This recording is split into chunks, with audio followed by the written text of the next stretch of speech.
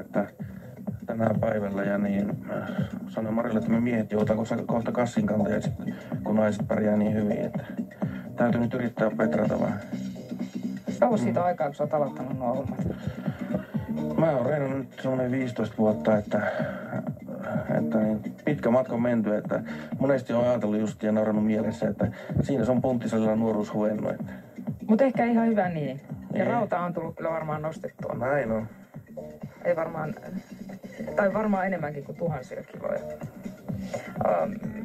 Teillä on myös ennen kilpailuja aika tiukka dieetti ja tietysti kovaa treeniä päälle. Miten ihmiskroppa kestää tuollaista kamalaa rääkkiä? No kyllä se sillä lailla, että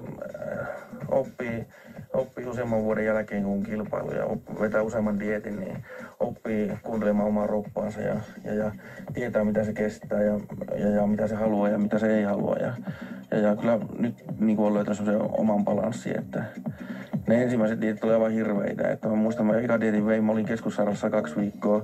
Rovaniemellä makasin ja meni anemian puolelle ja sillä lailla. No, niistä oppii. Että. Millainen dieetti sulla on tällä hetkellä?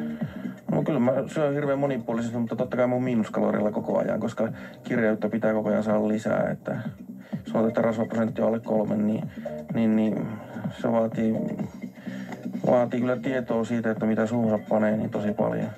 Sitten taitaa olla muuten niitä kehonrakentajia, jotka ei hirveästi kuuntele omaa kehonsa. Eli vedetään niitä nappeja ja... Joo, että se on sitten se toinen äärilaita ja ikävä kyllä saa monesti enemmän julkisuutta kuin me, jotka sitten kilpaillaan tuolla maailmalla. Näkyykö tällaisia esimerkiksi tuolla MM-kisoissa nyt, mihin sä oot lähdössä? Meinaat näitä... Hormoni... Niin joo, että meillähän on sillä lailla, että niin, kun 30. päivä mennään Kuomiin kisapaikalle ja ensimmäinen päivä testataan, niin ja testitulokset tulee sitten seuraava päivä toinen päivä, niin ne on kisoista ulkona semmoiset miehet jo ennen kuin kisat on edes alkanutkaan. Mainitsit tuossa äsken, että sä oot joutunut makaa pari viikkoa dietin takia silloin sairaalassa. Onko sulla muuten paikat kestänyt ihan ok? No ihan hyvin, että totta kai jo 15 vuotta on vääntänyt, että on nivelet on joutunut kestämään varmaan niin kuin enemmän kuin monen ihmisen koko elinaikana nivelet joutuu kestämään, että niiden kanssa on aina pieniä ongelmia, mutta että ne kuuluu tähän urheiluun ja ei mitään dramaattista ole sattunut. Mites toi hypnoosi kuuluu urheiluun? No se on sillä tosi kova juttu se hypnoosi. Mä en tiedä mistä sä tiedät se, mutta mä oon tehnyt sitä... Tiedetään kaikki. Yli 2 vuotta viikoittain on saanut hypnoosia ja hypnoosihoitoa ja alussa parannettiin sillä mun polvivamma, joka parani sillä ja joka tuomittiin, että se ei ikinä tule paranee. Ei mä ikinä pysty reenaamaan.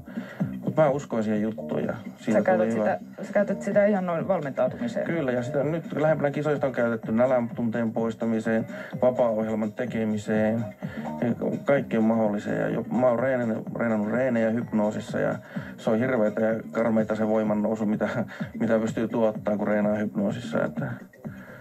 Olet kokeilisi hypnoosia sitten itse tuolla MM-kisoissa? Kyllä mä teinkin se, että me ollaan niin kauan tehty sitä juttua, että mä pystyn itse sukkeroimaan itteni ja asettamaan itteni hypnoosiin ja sitten vapauttaa siitä, että tavallaan mä hypnotisoin itteni lavalle mennessä ja se laukee sitten kun tulee lavalta pois.